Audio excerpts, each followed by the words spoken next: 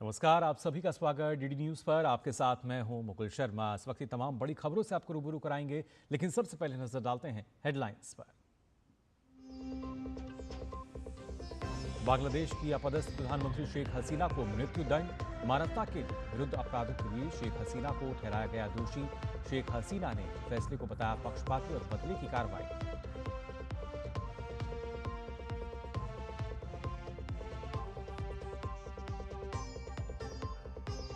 दिल्ली धमाका मामले में गिरफ्तार आमिर राशिद अली को कोर्ट ने 10 दिन की रिमांड पर भेजा। धमाके की साजिश में आत्मघाती हमलावर उमर के साथ शामिल था आमिर राशिद।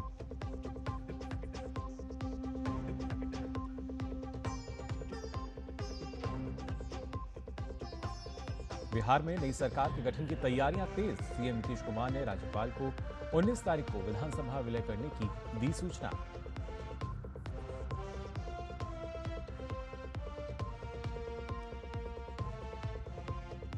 सऊदी अरब में भीषण बस हादसा। मक्का से मदीना जा रही बस टैंकर से टकराई। 45 भारतीयों की मौत। उपराष्ट्रपति राधाकृष्णन और पीएम मोदी ने हादसे पर जताया शोक।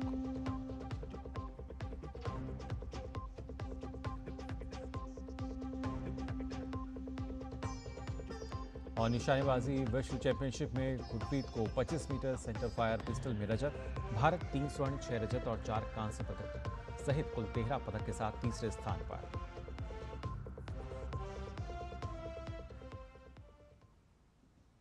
और आइए बुलेटिन की शुरुआत करते हैं। सबसे पहले बात करते हैं बांग्लादेश की, जहां पर अपदस्थ प्रधानमंत्री शेख हसीना को पिछले वर्ष जुलाई में उनकी सरकार के खिलाफ व्यापक विरोध प्रदर्शनों के दौरान किए गए मानवता के विरुद्ध अपराधों के लिए सोमवार को एक विशेष न्यायाधिकरण द्वारा उनकी अनुपस्थिति में मौत की सजा सुनाई गई।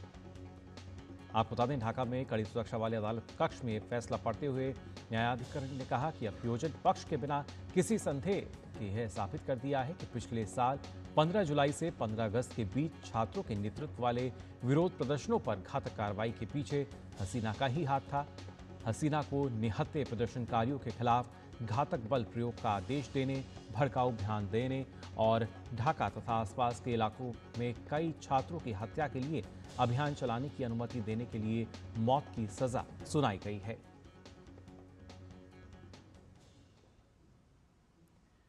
तो लगातार इंतजार किया जा रहा था क्या कुछ अहम फैसला यहां पर आ सकता है शेख हसीना पर। और खासतौर से अगर बात की जाए जिस तरीके से ना सिर्फ मौत की सज़ा उनको सुनाई गई है, अलग अलग जो आरोप उन पर निर्धारित किए गए थे, ना सिर्फ अमानवीय क्रूरता की अगर बात की जाए, इसके साथ साथ जिस तरीके से छात्रों की हत्या का जो तमाम जानकारी है उसमें दी गई थी और उसी के आधार पर उन्हें मौत की सज़ा सुनाई गई है। और खासतौर से आईसीटी के फैसले पर शेख हसीना का जो पहला बयान है वो भी सामने आ गया है। शेख हसीना ने कहा है कि मैं मानवाधिकार के हनन के आरोप को खारिज करती हूँ। इस वक्त की बड़ी खबर आपके साथ साझा कर रहे हैं, जहां पर आईसीटी के फैसले पर शेख हसीना का जो बयान है वो सामने आया है। शेख हसीना का कहना है कि जो आरोप उन पर लगे हैं, मानवाधिकार के सारे आरोप, उनको खारिज करती हूं। और साथ ही साथ इस फैसले को पक्षपात और राजनीति से प्रेरित बताया है शेख हसीना ने। शेख हसीना ने अपने बयान में कहा कि आईसीटी के पास इस फैसले का लोकतांत्रिक अधिकार नहीं है और उन्होंने इसे बदले की कार्रवाई बताते हुए कहा कि डॉक्टर यूनुस बदले की कार्रवाई कर रहे हैं। तो मौत की सजा का ऐलान और उसके बाद शेख हसीना का जो बयान है वो सामने आया है, जिसे बदले की कार्रवाई उन्होंने बताया है।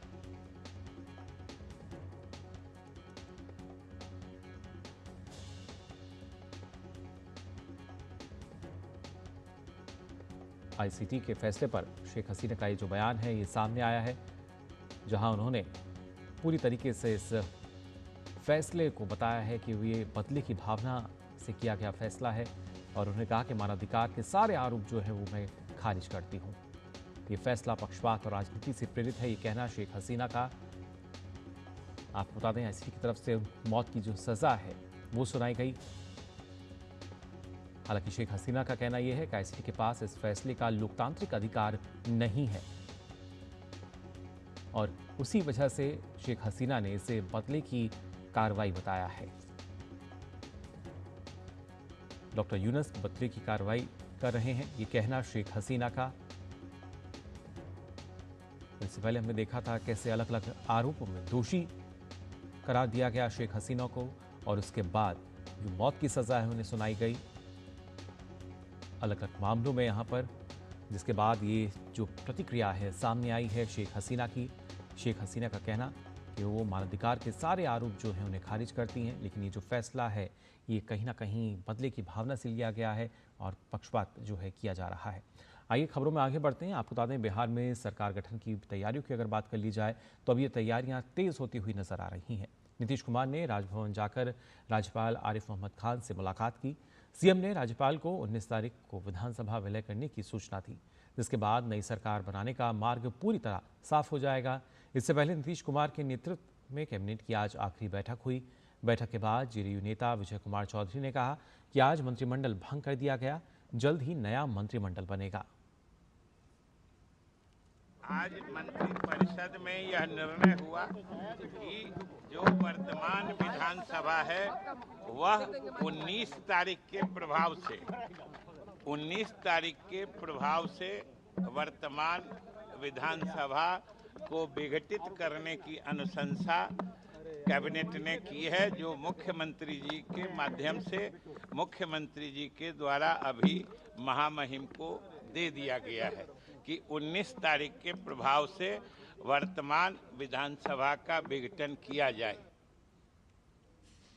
वहीं दिल्ली के लाल किले के पास कार में हुए ब्लास्ट के आरोपी आमिर राशिद अली को आज एनआईए ने पटियाला हाउस कोर्ट में पेश किया।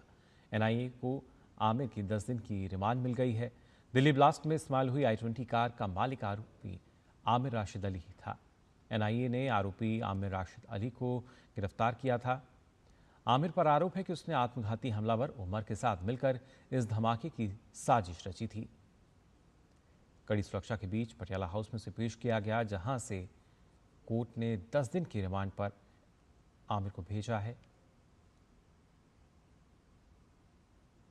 समाजवादी पार्टी के वरिष्ठ नेता आजम खान और बेटे अब्दुल्ला आजम खान 2 पैन कार्ड मामले में दोषी पाए गए हैं। रामपुर की एमपी एमएलए अदालत ने सोमवार को अपना फैसला सुनाते हुए आजम खान और बेटे अब्दुल्ला को दोषी ठहराया। इसके बाद उन्हें 7-7 साल की सजा सुनाई गई। वर्ष 2019 में नगर विधायक रहे आकाश कुमार सक्सेना ने अब्दुल्ला आजम खान पर 2 पैन कार्ड रखने का आरोप लगाकर मुकदमा दर्ज कराया था। मामला 2019 का है। रामपुर विधायक आकाश सक्सेना ने अब्दुल्ला आजम के खिलाफ सिविल लाइंस थाने में मुकदमा दर्ज कराया था और साथ ही उन्होंने आरोप लगाया था कि 2 अलग अलग जन्म प्रमाण पत्रों के आधार पर अब्दुल्ला आजम ने 2 पैन कार्ड बनवाए थे। उन्होंने चुनाव लड़ने के लिए ये सब किया था। मामले में अब्दुल्ला आजम ने इलाहाबाद हाईकोर्ट का भी रुख किया था, लेकिन वहां से राहत नहीं मिली। उन्होंने हाईकोर्ट का दरवाजा खटखटाते हुए इस मामले में ट्रायल की कार्रवाई को रद्द करने की मांग की थी। पक्षों को सुनने के बाद इलाहाबाद हाईकोर्ट ने अपना फैसला सुरक्षित रखा था। इसके बाद जुलाई में याचिका को खारिज कर दिया था। और वहीं उत्तर प्रदेश के संभल की शाही जामा मस्जिद के मुख्य गुंबद का निरीक्षण करने के लिए पहुंची भारतीय पुरातत्व विभाग की टीम को निरीक्षण करने से रोकने के मामले में कार्रवाई की गई है। मस्जिद की इंतजामिया कमेटी के 2 लोगों पर एफआईआर दर्ज की गई है। इन पर एएसआई के अधिकारियों को निरीक्षण करने से रोकने और सरकारी काम में बाधा डालने का आरोप है। ये घटना 8 अक्टूबर की है, जब संभल कोतवाली क्षेत्र के स्थित, आपको बता दें, यहाँ पर जामा मस्जिद में सरकारी कार्य पूरा न होने के कारण एएसआई की टीम को वापस लौटना पड़ा था। पुलिस अधीक्षक कृष्ण कुमार बिश्नोई ने एएसआई के मेरठ मंडल से पत्र मिलने के बाद इंतजामिया कमेटी के 2 लोगों के खिलाफ एफआईआर दर्ज करने की जानकारी दी। जनपद संभल में 24 नवंबर 2024 को हुई हिंसा के बाद में जो केंद्रीय संरक्षित स्मारक है, जिसको जामा मस्जिद के नाम से जाना जाता है, उसके सुपरिटेंडेंट है, जिसको देखरेख करने का कार्य है वो मेरठ मंडल से किया जाता है एएसआई के। उनके द्वारा तहरीर प्राप्त हुई थाना हाजा पे, जिसमें उनके द्वारा बताया गया कि उनके द्वारा कई बार यहाँ पे माननीय उच्च न्यायालय के आदेश के बाद में यहाँ पे सफाई और रखरखाव का कार्य वो किया जाता रहा है, लेकिन उनको बार बार यहाँ आने पे गाली गलौज और अभद्रता का सामना करना पड़ता है। हाफिज नाम का व्यक्ति, उसको हिरासत में लिया गया और एक दूसरा कासिफ नाम का व्यक्ति है। इन लोगों के द्वारा बार बार इनके साथ अभद्रता की जाती है, इसलिए इसमें अभियोग पंजीकृत किया गया है और अभियोग पंजीकृत कर विधिक कार्रवाई को सुनिश्चित किया है। पश्चिम बंगाल में महिलाओं की बढ़ती शिकायतों के बीच राष्ट्रीय महिला आयोग ने कोलकाता में महाजन सुनवाई का आयोजन किया, जिसमें महिला आयोग की सदस्यों के साथ कोलकाता के पुलिसकर्मी भी शामिल हुए। यहां महिलाओं ने अपनी शिकायतों को महिला आयोग के सामने रखा। इस जन सुनवाई में आरजी का रेप और हत्या में पीड़िता के माता पिता भी शामिल हुए और उन्होंने भी कई सवाल उठाए। 2025 में जो मेरा वाइफ को पुलिस ने मारा था, उसका जो सुनानी क्या हुआ वो डीसी पर्याय का कोई ऑफिसर को देके इसको तुरंत करने के लिए बोला था। हाई कोर्ट ने उसका क्या किया ये जानने के लिए इधर आया है। वो लोग तो अभी उसका बाद 10 तारीख 10 अगस्त 10 सितंबर ये जो 10 अगस्त इसको सुनाई हुआ था, उसका राय भी हमारा पास है। उसका बाद उसको कोई कुछ नहीं किया है। मेरा पहले जो 6 क्वेश्चन था उसका जवाब पहले चाहिए कलकत्ता पुलिस से तो हमको कोई बात नहीं हो सकता। कोर्ट में तो वो लोग नहीं आता है, वो तो सीबीआई के पास केस सौंप दिया बोल के कुछ नहीं करते हैं। इस दौरान राष्ट्रीय महिला आयोग की सदस्य डॉक्टर अर्चना मजुमदार ने बताया कि पिछले 6 महीने में कंप्लेंट केस काफी बढ़ गए हैं, इसलिए जनसुनवाई का आयोजन किया गया। Last July, we had around 148 cases. We have given hearing in National Library. Within 6 months, there is so huge rise in number of complaints before commission. So we are compelled to come here and make another Jansunwai today. For Kolkata district, we have selected 117 number of cases, of which except 43, we have solved with police, with their ATR uploaded in the site. Then the reports we have seen, our lawyers, advocates, councillors and law officers, they have gone. और bulletin में खबरों का सिलसिला आगे भी जारी रहेगा, लेकिन फिलहाल हम यहाँ रुक रहे हैं एक छोटे से ब्रेक के लिए।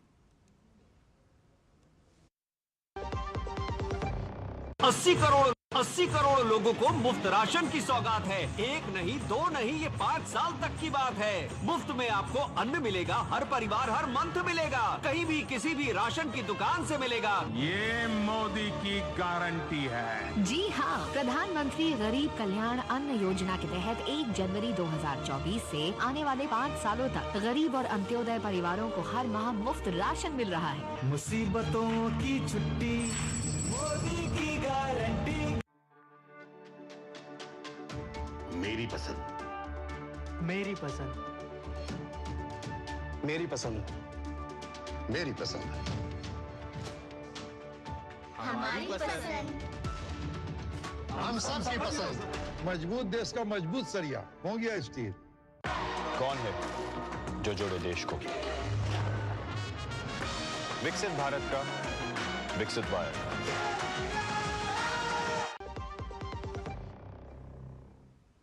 ब्रेक के बाद आप सभी का एक बार फिर स्वागत। डीडी न्यूज पर आइए खबरों में आगे बढ़ते हैं। बात करते हैं कर्नाटका की, जहां के बीदर में गन्ना किसान अपनी मांगों को लेकर पिछले 5 दिनों से लगातार धरने पर बैठे हैं। किसानों का यह प्रदर्शन कर्नाटक सरकार में मंत्री ईश्वर खंड्रे के दफ्तर के बाहर चल रहा है।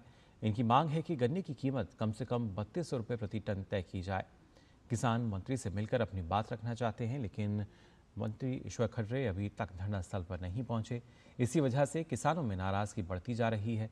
राज्य किसान संघ और संयुक्त किसान मोर्चा के नेतृत्व में धरना जारी है और किसानों का साफ कहना है कि जब तक उनकी मांग नहीं मान ली जाती, आंदोलन आगे और तेज होगा।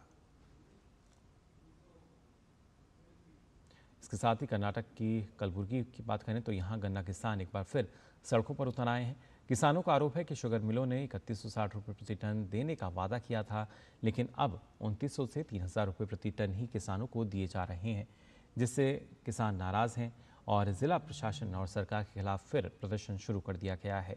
किसानों का साफ कहना है कि शुगर मिलों को तय कीमत पर ही जो कीमतें तय हैं वो किसानों को देनी चाहिए। कर्नाटका में बेलगावी जिले के कितूर रानी चेन्नम्मा मिनी चिड़ियाघर में एक दुखद और चिंताजनक घटना हुई है। रानी चेन्नम्मा मिनी जू में पिछले 3 दिनों में 30 काले हिरण की मौत हो गई। इस अचानक सामूहिक मौत ने वन्यजीव अधिकारियों और स्थानीय लोगों में हड़कंप मचा दिया है, जिसके चलते तत्काल जांच शुरू कर दी गई है। कुल 38 काले हिरण में से 30 की मौत हो चुकी है, 2 गंभीर हालत में हैं। वन विभाग की प्रारंभिक जांच से बैक्टीरियल इन्फेक्शन होने की ओर इशारा मिल रहा है। जानवर पिछले शाम तक पूरी तरह स्वस्थ दिखाई दे रहे थे, लेकिन अगली सुबह मृत पाए गए। पोस्टमार्टम की प्रक्रिया चल रही है और आगे फैलाव रोकने के लिए बेंगलुरु के बनेरघट्टा बायोलॉजिकल पार्क स्थित इंस्टीट्यूट ऑफ वेटनरी साइंस के विशेषज्ञों को विस्तृत जांच के लिए बुलाया गया है। सुप्रीम कोर्ट में उन 10 विधायकों की अयोग्यता याचिका पर सुनवाई के दौरान सीजेआई BR गवई ने कड़ी टिप्पणी की, जो BRS छोड़कर कांग्रेस में शामिल हो गए थे। अदालत ने कहा कि यदि तेलंगाना विधानसभा के स्पीकर अगले एक हफ्ते के भीतर इस मामले में कोई निर्णय नहीं लेते तो कोर्ट इसे अपने 31 जुलाई 2025 के आदेश की अवमानना मानेगा और कार्रवाई करेगा। इससे पहले सुप्रीम कोर्ट ने स्पीकर को 3 महीने के भीतर फैसला सुनाने का निर्देश दिया था। सुनवाई के दौरान सीजेआई ने सख्त रुख दिखाते हुए कहा कि या तो स्पीकर एक सप्ताह में निर्णय दें या फिर खुद तय करें कि नया साल वह कहां बिताना चाहते हैं।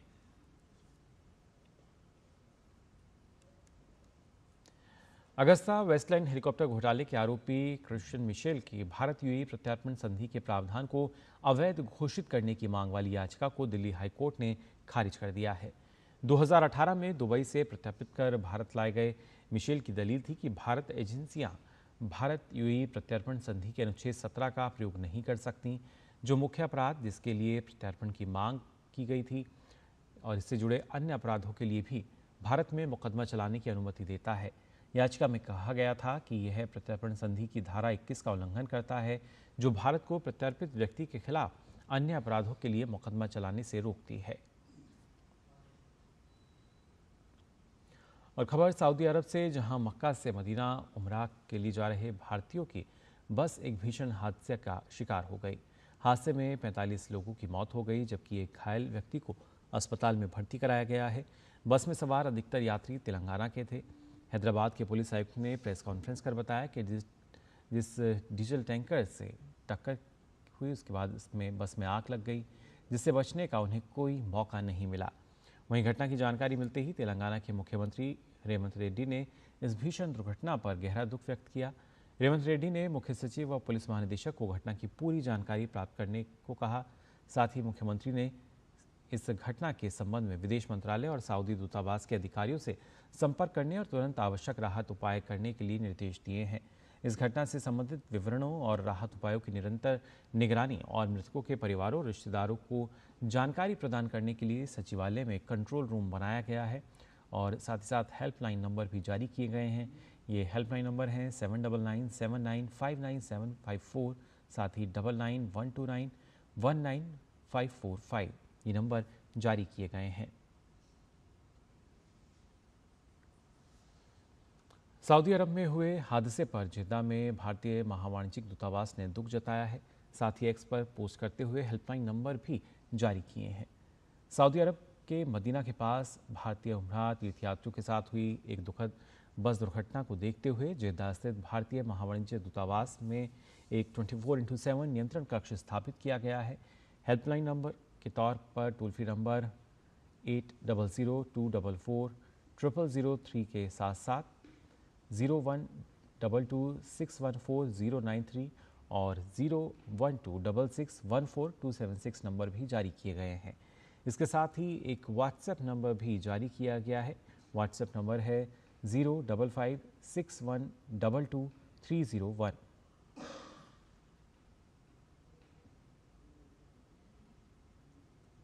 तो सऊदी अरब में इस हादसे में भारतीय नागरिकों की मौत पर उपराष्ट्रपति सीपी राधाकृष्णन ने संवेदना जताई हैं। सोशल मीडिया प्लेटफॉर्म एक्स पर उपराष्ट्रपति ने लिखा कि सऊदी अरब के मदीना के पास भारतीय नागरिकों से जुड़ी एक दुखद सड़क दुर्घटना से अत्यंत दुखी हूँ। इस कठिन समय में मेरी संवेदनाएं प्रभावित परिवारों के साथ हैं। शोक संतप्त परिवारों के प्रति हार्दिक संवेदना और घायलों के शीघ्र स्वस्थ होने की प्रार्थना।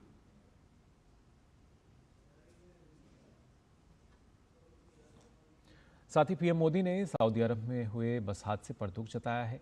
प्रधानमंत्री ने एक्स पर लिखा कि मदीना में भारतीय नागरिकों से जुड़ी दुर्घटना से मुझे गहरा दुख हुआ है।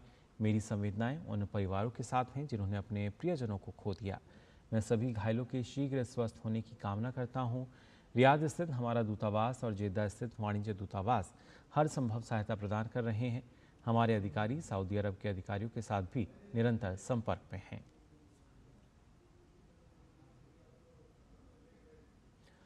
प्रधानमंत्री नरेंद्र मोदी का लक्ष्य है कि देश हर क्षेत्र में आत्मनिर्भर बने। इसको आगे बढ़ाते हुए केंद्र सरकार ने देश में इलेक्ट्रॉनिक्स कंपोनेंट का मजबूत घरेलू आधार तैयार करने के लिए ECMS स्कीम में आपको बता दें 7,100 करोड़ रुपए के निवेश को मंजूरी दी है।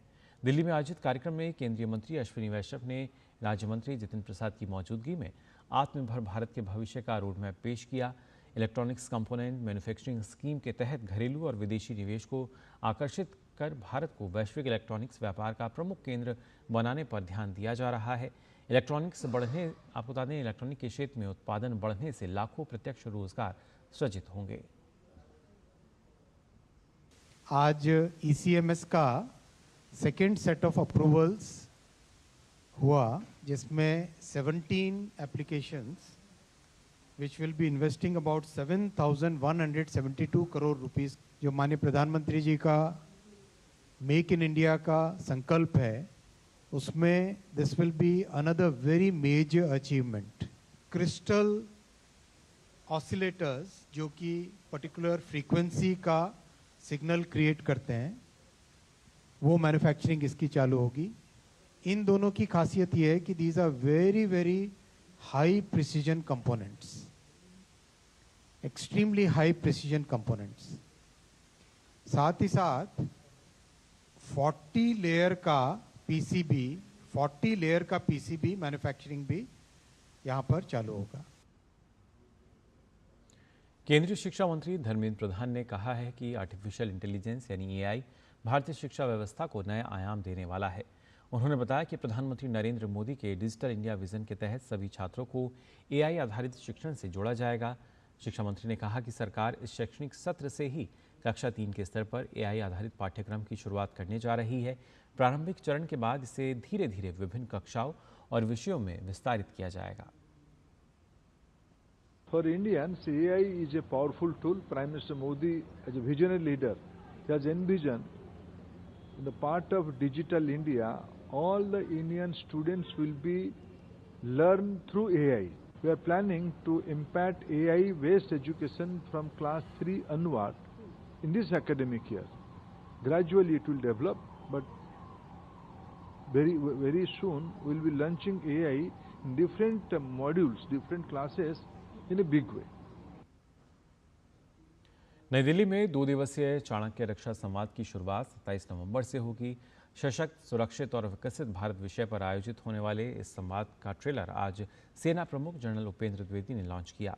इस मौके पर जनरल द्विवेदी ने सेना के एकीकरण से लेकर चीन पाकिस्तान पर नीति तक की खुलकर बात की।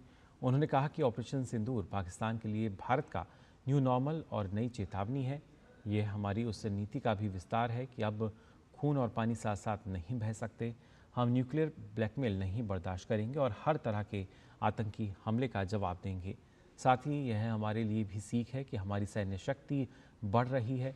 इन मामलों में राजनीतिक स्पष्टता भी है, लेकिन हमें हमेशा युद्ध के लिए तैयार रहना होगा। सेना प्रमुख ने लाल किला विस्फोट का भी जिक्र किया और कहा कि राजनीतिक इच्छा शक्ति ही हमारी प्रतिरोधक क्षमता है। साथ ही उन्होंने कहा कि बहुक्षेत्रीय युद्ध के मद्देनज़र सेना का एकीकरण आज के समय की ज़रूरत है। वैसे हम लगातार 4 साल तक युद्ध के लिए तैयार हैं। LAC को लेकर उन्होंने कहा कि 21 अक्टूबर 2024 से पिछले 1 साल में बहुत कुछ बदल गया है। हमने चीन के साथ अपने संबंधों में सुधार किया है। अब सिंदूर में सबसे हमने बात क्या सीखी कि हमें निर्णय लेने के लिए वक्त नहीं मिलेगा। दूसरी चीज, हमें हर स्तर पे अलग अलग जगह पे निर्णय लेने पड़ेंगे। तो इसके लिए थिएटराइजेशन मेरे ख्याल से बहुत अहम भूमिका निभाएगा। अभी 88 घंटे में अगर आपको पूरी लड़ाई लड़नी है तो आपने पूरी जितनी भारत देश की ताकत है पूरी झोंकनी है आपने। अगर आप बोले नहीं जी सिर्फ अभी सिर्फ एयरफोर्स करेगी फिर देखेंगे हम, उसके बाद श्री गणेश होगा, अभी सिर्फ नेवी करेगी फिर देखा जाएगा, ऐसे नहीं होगा। अगर हमने किसी देश को हराना है और उसको सिखाना है कि भारत देश की कितनी ताकत है, तो हमें सारी ताकत एक साथ झोंकनी पड़ेगी। और बात कर लेते हैं मजबूत होती अर्थव्यवस्था को लेकर। भारत के आर्थिक विकास की रफ्तार अगले वर्ष यानी 2026 में भी तेज रहेगी। इसकी वजह घरेलू स्तर पर मांग बढ़ना है। ये जानकारी एक रिपोर्ट में मॉर्गन स्टैनली द्वारा संकलित आंकड़ों में दी गई है। इस रिपोर्ट के अनुसार मैक्रो इंडिकेटर्स स्थिर बने हुए हैं, जिससे नीति निर्माताओं को मौद्रिक और राजकोषीय दोनों उपायों के माध्यम से विकास को समर्थन देने के लिए पर्याप्त गुंजाइश मिल रही है। इसके साथ ही रिपोर्ट में बताया गया है कि भारत का विकास इंजन मुख्य रूप से मजबूत घरेलू खर्च और बढ़ते निजी निवेश से संचालित होगा। ग्रामीण और शहरी दोनों क्षेत्रों में खपत बढ़ने की उम्मीद के साथ वित्त वर्ष 2027 और 28 में GDP 6.5% की दर से बढ़ने का अनुमान है। नीतिगत मोर्चे पर मॉर्गन स्टैनली को उम्मीद है कि RBI दिसंबर में ब्याज दरों में 25 आधार अंक की कटौती कर सकता है, जिसके अगर देखा जाए तो रेपो रेट कम होकर 5.25% पर आ जाएगा।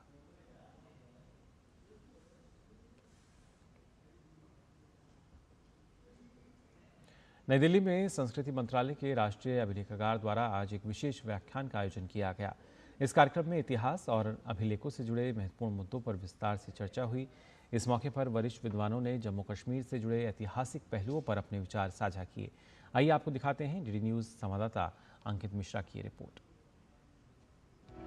नई दिल्ली स्थित राष्ट्रीय अभिलेखागार में आज शोधकर्ताओं, विद्यार्थियों और विभिन्न संस्थानों से आए विशेषज्ञों की मौजूदगी में एक विशेष व्याख्यान का आयोजन किया गया। कार्यक्रम के मुख्य वक्ता ICHR के चेयरमैन प्रोफेसर रघुवेंद्र तनवर ने जम्मू कश्मीर के इतिहास, दस्तावेजी साक्ष्यों और समय समय पर सामने आए राजनीतिक सामाजिक मुद्दों का व्यापक विश्लेषण प्रस्तुत किया। कश्मीर कभी एक विभिन्न अंग नहीं था, एक अटूट अंग रहा है इस देश का। इसके वर्णन आपको राजतरंगिणी में मिलते हैं, विष्णु पुराण में मिलते हैं, 16 जनपद का जिक्र मिलता है, हजारों साल पहले मिलता है। अब उदाहरण के लीजिए शंकराचार्य को ले लीजिए आप, तो आप कल्पना कीजिए कि 9th सेंचुरी में आदि कहां से चलकर कहां तक जा रहे हैं। अगर कोई ऐसा अटूट अंग ना होता, अगर कोई अड़चने होती, कोई दिक्कत होती, तो ऐसा क्यों होता? आज भी शंकराचार्य टेम्पल ऐसे लोकेशन पर है कि आप कल्पना कीजिए 2000 साल पहले कब वो बना होगा, किस व्यवस्था में वो बना होगा, क्या वहां की सोच होगी, क्या लोगों की कल्पना होगी। सांस्कृतिक मंत्रालय के तत्वाधान में आयोजित इस व्याख्यान में जम्मू कश्मीर से जुड़े ऐतिहासिक परिप्रेक्ष्यों, दस्तावेजी तथ्यों और विभिन्न घटनाओं की ऐतिहासिकता पर विस्तार से चर्चा की गई।